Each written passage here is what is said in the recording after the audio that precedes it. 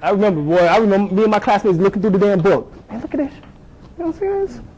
Damn, damn, we ignorant? What the hell? You see what I'm saying? So I always knew there was more. You know what I'm saying? So the science is that it symbolizes the Naga spirit, which is the Kundalini energy within each and every one of us, and we all must raise up and resurrect. All right? Yes? You made a statement earlier that 80%, 85% of us, our DNA is originated from here and not from West Africa and so forth. Not within the last 400 years, right. Right. There's documentation of the Twa people being over in this hemisphere for over 30 million years. Yeah, that's documented. That's documented. You can get the Mu, the Children of Mu, written by Churchward. Right. All right. You can get some of his other books that he got. You know what I'm saying? So I mean, he states in there that the Twa people was in the Hawaiian Islands for almost 30 million years. So what the heck we tripping on?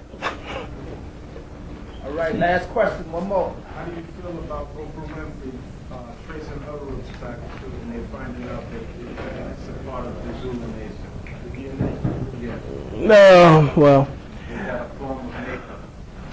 Well, I mean, the thing is that, of course, we eventually come from Africa. It's still the hub in which that all of our genealogy migrated out of, or there was a diaspora. Well, we're talking about within the last 400 years. You know what I'm saying?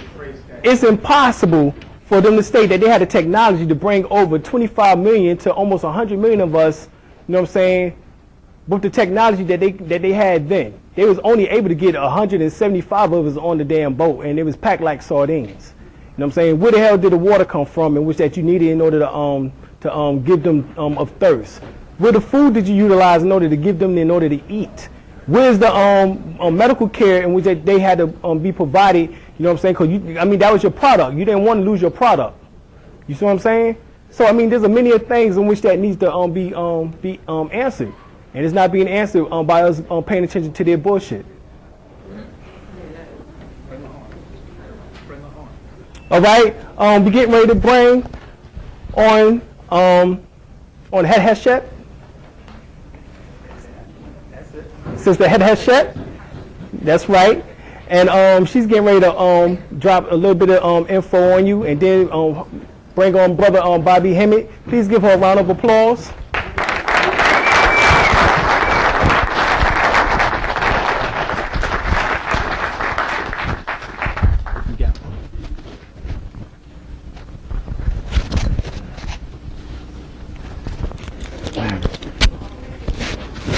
What's up, everybody? How's everybody feeling? How are you? I'm hanging in there because I'm down here. I'm home. I'm home. And I miss you. You know, I'd really like to go back into time. Just a little short, brief history of some of our great teachers. Back in the day, Reverend Phil Valentine was one of my teachers from the 80s. Brother Dawood was one of my teachers from the 80s and the early 90s. Brother Bobby started doing it in 1992. And he came in 93. I'm almost with the dates and everything. I can't help that. In 1993, he came and turned out Harlem. Turn it out. There was a brother named Bill Lilly, so you got to hear this brother.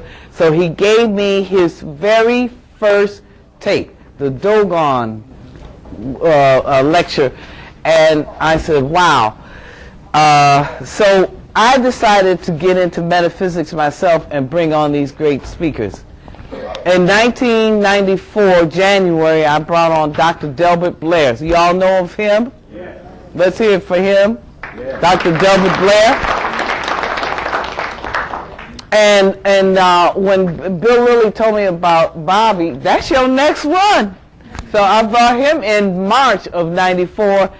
And to me, I can't speak for anybody else, he is my spiritual master. Let's hear it for Bobby Hemmitt. The brother's bad. He's taught us stuff and people are saying, God, what is he talking about? But if you ain't on the right page, honey, you don't know what's going on. A lot of people like to come in and say, oh, he's funny, you know, he this, he that. But the brother is serious and he is on it.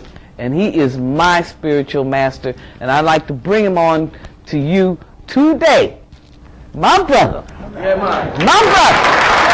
Mommy Hemmitt. Now,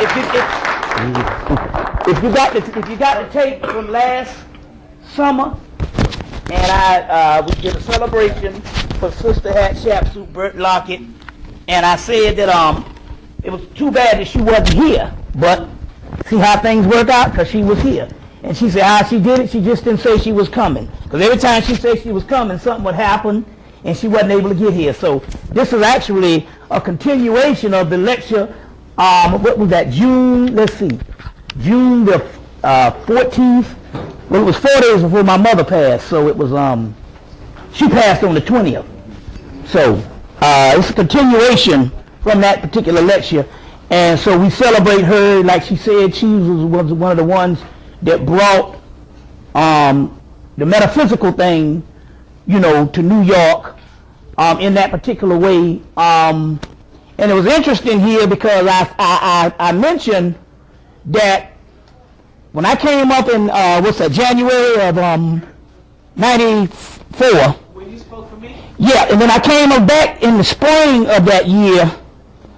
And some sisters approached me telling me that in order, they wanted to get me in the first world, and in order for me to get to first world, I had to disassociate myself with Sister Hat Shapsuit.